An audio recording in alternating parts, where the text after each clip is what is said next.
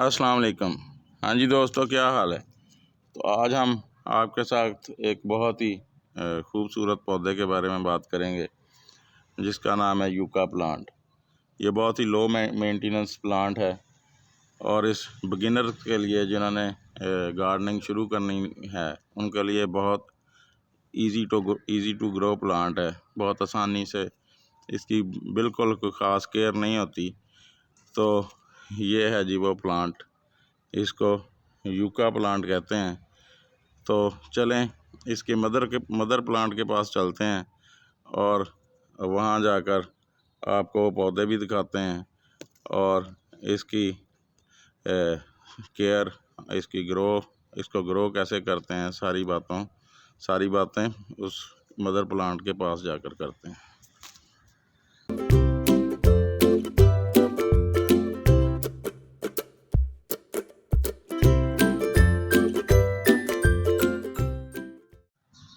हाँ जी, तो चलें जी।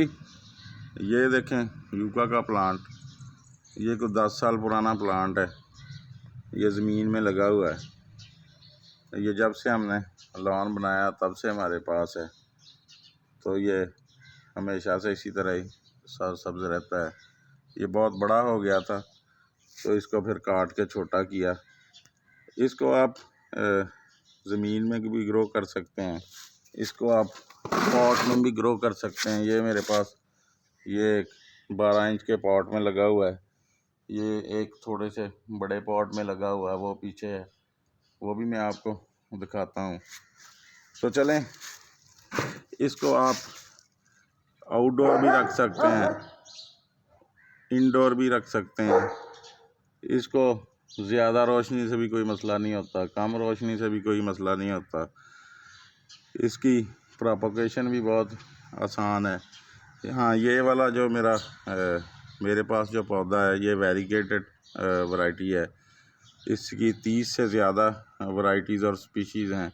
मुख्तलिफ़ कलरों में, मुख्तलिफ़ साइज़ में ये पाया जाता है। ये वाली वैरायटी मुझे बड़ी खूबसूरत लगती है क्योंकि इसके अगर आप पत्तों को गौर करें तो ये इसके 2 कलर हैं। बाहर की साइड पे हल्की ग्रीन लाइनिंग है और अंदर से ये ग्रीन है। तो इसको कोई ख़ास फर्टिलाइज़र की भी ज़रूरत नहीं होती क्योंकि ये स्लो ग्रोइंग प्लांट है। इसकी ग्रोथ बड़ी स्लो, आहिस्ता आहिस्ता होती है। इसलिए जितने भी पौधे स्लो ग्रोइंग होते हैं उनको ज़्यादा खाद वगैरह की ज़रूरत नहीं होती। हाँ, जब आप इनको पहली दफ़ा गमले में लगाएं या ज़मीन में लगाएं तो अगर तो गमले में लगाना है तो 3 हिस्से बल मिट्टी, उसमें थोड़ी सी 10% रेत ऐड कर लें और 25% उसमें गले सड़े गोबर की खाद ऐड कर लें और उसमें लगा दें। बाकी साल में एक दफ़ा आप उसको थोड़ी बहुत 100-200 ग्राम गमले में गोबर की खाद ऐड कर दें तो ये चलता रहता है। इसको बहुत ज़्यादा पानी की ज़रूरत भी नहीं होती। बस सर्दियों में तो हफ्ते में 2 दफ़ा बस इसे आप पानी दे दें। गर्मियों में तो खैर रोज़ ही थोड़ा बहुत पानी अगर पॉट में लगा है तो उसको देना पड़ेगा। तो अब बात कर लेते हैं कि इसकी प्रोपगेशन की। तो ये जैसे ये वाली शाखें, ये पौधा कुछ 1.5 साल पहले हमने ऊपर से काट दिया था। अगर ये मैं आपको दिखा सकूं, ये इसकी 2 मेन शाखें थी। तो इधर से ये काटा तो इधर नीचे से 2, 4, 6, ये 7 शाखें निकल आई हैं। और ये देखें इसके साथ छोटे छोटे ये पौधे भी निकलते रहते हैं। तो बाद का ज़मीन से भी इनके पौधों की स्प्राउटिंग होती रहती है। उनको काट कर आप ज़मीन में लगा दें। जैसे मैंने ये आपको दिखाने के लिए ये एक उधर मेरा पौधा है, उधर उससे टहनी काटी है, उसको बाल मिट्टी ले लें। ये मेरे पास बाल मिट्टी है, थोड़ी सी रेत है इसमें और कुछ थोड़ी सी इसमें 25% गाय का गोबर शामिल है। तो इसका तना कुछ 6-7 इंच का होगा, ये पत्तों से नीचे वाली जगह।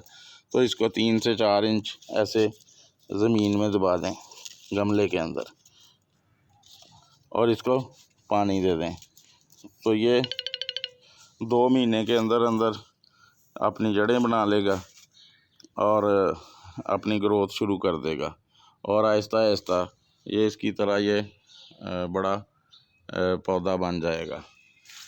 तो इसको आप ये ऐसा गमला है, अगर आप इसे अपने बेडरूम में या घर के अंदर में रखना चाहें तो उधर भी रख लें, क्योंकि आजकल सर्दी है। अगर आजकल लगाएं तो उधर ये जल्दी ग्रो करेगा, क्योंकि सर्दी में थोड़ी ग्रोथ स्लो हो जाती है। तो चलें जी, ये पौधा है, ये सीमेंट के गमले में लगा हुआ है, कंक्रीट के गमले में। तो ये देखें ये कितना ऊंचा चला गया है। इसको आप प्लास्टिक के पॉट में भी लगा सकते हैं, मिट्टी के पॉट में भी लगा सकते हैं, ज़मीन में भी लगा सकते हैं। तो अगर आपके पास कोई ग्रो बैग है तो उसमें भी ग्रो कर सकते हैं। हाँ, ये देखें जैसे ये इसकी हाइट 6 फुट के करीब हो गई है। कल को हम इसे छोटा करना चाहें तो इधर से कहीं से भी आप इसको काट दें तो इधर से ये और घना हो जाएगा, 2-3 शाखें इसकी निकल आएंगी। तो इस तरह से ये एक पौधे से बहुत सारे आप पौधे तैयार कर सकते हैं। एक ये पौधा है, ये इधर से मैंने वो जो आपको दिखाई है इसकी इधर से शाख काटी है। तो इस तरह से ये ग्रो करता रहता है। ये देखें, इसमें भी ये भी बल मिट्टी में लगा हुआ है। एक और पौधा मैं आपको दिखाता हूँ, वो भी ज़मीन में लगा हुआ है। तो ये देखें,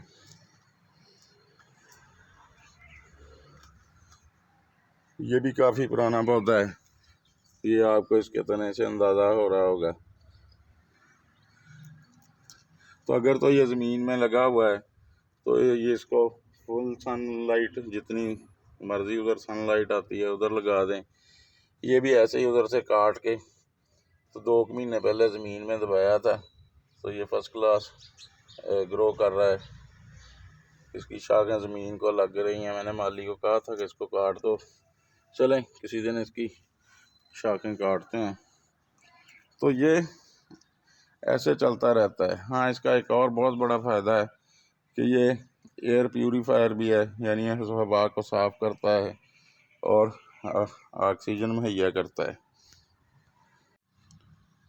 तो चलें जी, आगे चलने से पहले अगर आपने हमारा चैनल सब्सक्राइब नहीं किया तो कर लें, बेल बटन को दबा दें ताकि आपको हर नई आने वाली वीडियो का नोटिफिकेशन मिल सके। तो इसकी बात अब फर्टिलाइज़र की करते हैं। जैसे मैंने पहले ही बताया कि इसको ये स्लो ग्रोइंग प्लांट है, इसको ख़ास फर्टिलाइज़र की ज़रूरत नहीं होती, लेकिन फिर भी अगर आपने पॉट में इसको लगाया हुआ है तो साल में 2 दफ़ा थोड़ी बहुत 1-2 मुट्ठी इसको गोबर की खाद दे दें। तो अगर केमिकल फर्टिलाइज़र की बात करें तो DAP या NPK इसको 1 चाय की चम्मच एक बड़े गमले में 18 इंच के गमले में या 18-20 दाने गिन के वो डाल दें, या उसको पानी में हल करके तो वो गुडाई वगैरह करके इसको दे दें। हाँ, अगर ज़मीन में लगा हुआ है तो हम तो जनवरी-फरवरी के महीने में जब इन्होंने एक ही दफ़ा गोबर की काफ़ी सारी खाद हम इन क्यारियों में दे देते हैं, उसकी वजह से सारा साल इनकी ग्रोथ चलती रहती है। तो अब बात करते हैं डिजीज़ की। तो इस पर कोई मेरे पौधों पर तो कभी कोई डिज़ीज़ ऐसा सच नहीं आई। ये आपके सामने सारे पौधे मैंने आपको दिखाए हैं। तो फिर भी आपके पौधे पर अगर कोई फ्लाइज या कोई इंसेक्ट अटैक करता है तो उसके आप पत्तों को देखते रहा करें। अगर कहीं कुछ स्पॉट वगैरह हैं या कोई आपको ऐसा इंसेक्ट दिखाई देता है तो उस पर आप नीम ऑयल की स्प्रे कर सकते हैं। नीम ऑयल 5 ml 5 ml 1 लीटर पानी में डालकर इसको महीने में एक दफ़ा स्प्रे कर दें, या कोई भी पेस्टिसाइड लेकर तो आप उसे भी 2 cc या 2 ml 1 लीटर पानी में डालकर स्प्रे कर दें तो ये बिल्कुल ठीक रहता है। ये इसके पत्ते असल में काफ़ी हार्ड होते हैं, इसलिए इतनी जल्दी इंसेक्ट्स वगैरह का या फ्लाइज वगैरह का इस पर असर नहीं होता, तो ये सारा साल चलता रहता है। तो चलें जी, आज के लिए इतना ही। अगर आपको यूका प्लांट के बारे में कोई बात पूछनी है तो आप कमेंट्स में पूछ सकते हैं। फिर किसी नई वीडियो में किसी नए टॉपिक पर आपसे बात होगी। ओके जी, अल्लाह हाफिज़।